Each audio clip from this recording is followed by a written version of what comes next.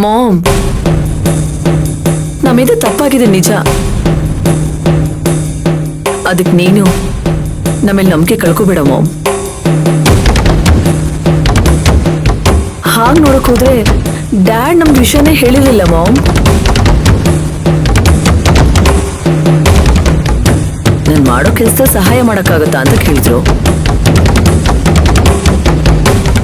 ನಾವೇನೋ ಬೇರೆ ಕೆಲಸ ಅಂತ ಅನ್ಕೊಂಡು ಓಕೆ ಅಂದ್ವಿ. ಅಲ್ಲಿಗೆ ಹೋದಾಗ್ಲೇ ಗೊತ್ತಾಗಿದ್ದು ಮಾಮ್, ರಿಜಿಸ್ಟ್ರೇಷನ್ ಅಂತ. ಆಗ್ಲೂ ನಾನು ಹೇಳ್ದೆ, ಮಾಮ್ಗೆ ಏನಾದ್ರೂ ವಿಷಯ ಗೊತ್ತಾದ್ರೆ ಕೋಪ ಮಾಡ್ಕೋತಾರೆ, ನಾವಿಲ್ಲಿಂದ ಹೊರಟೋಗ್ತೀವಿ ಅಂತ.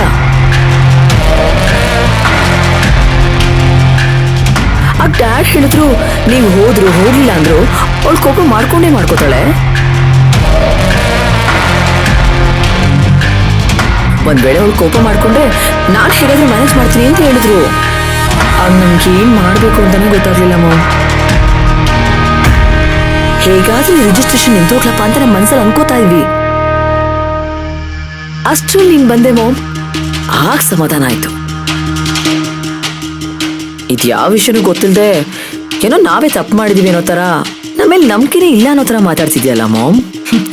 ನಿಮ್ಮಪ್ಪನೇ ಒಳ್ಳೆ ಮಾತುಗಾರ ಅಂತ ಅನ್ಕೊಂಡಿದ್ದೆ, ಆದ್ರೆ ನೀನು ಅದನ್ನು ಮೀರಿಸ್ತಾ ಇದ್ಯಾ. ಎಷ್ಟೇ ಆದ್ರೂ ಮೈಯಲ್ಲಿ ಹರಿತಾ ಇರೋದು ಅವ್ರದೇ ರಕ್ತ ಅಲ್ವಾ. ಅದಕ್ಕೆ ತುಂಬಾ ಚೆನ್ನಾಗಿ ಕತೆ ಕಟ್ತಾ ಇದ್ಯಾ.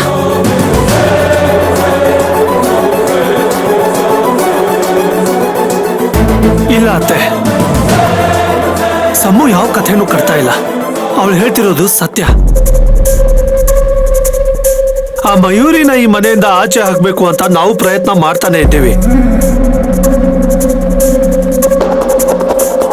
ಆದ್ರೆ ಆ ಪ್ರಯತ್ನಕ್ಕೆ ಅಡ್ಡಿ ಆಗ್ತಿರೋದು ಮಾವ ಮತ್ತು ತಾರಕ್.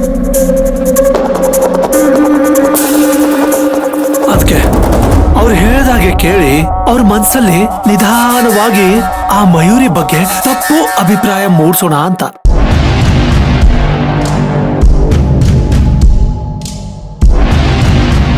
ಅದಕ್ಕೆ ಆ ಕೆಲಸಕ್ಕೆ ಒಪ್ಕೊಂಡ್ವಿ.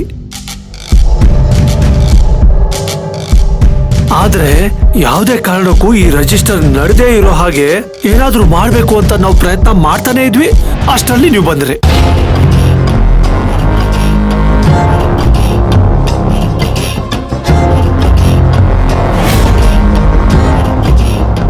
ಮಾಮ್, ಇನ್ನು ನಮ್ಮೇಲೆ ನಂಬಿಕೆ ಬರ್ತಿಲ್ವಾ? ನೀನ್ ನಂಬಿಕೆ ಉಳಿಸ್ಕೊಳಕ್ಕೆ ನಾವ್ ಏನ್ ಮಾಡ್ಬೇಕು ಅಂತನಾದ್ರೂ ಹೇಳು ಮಾಮ್.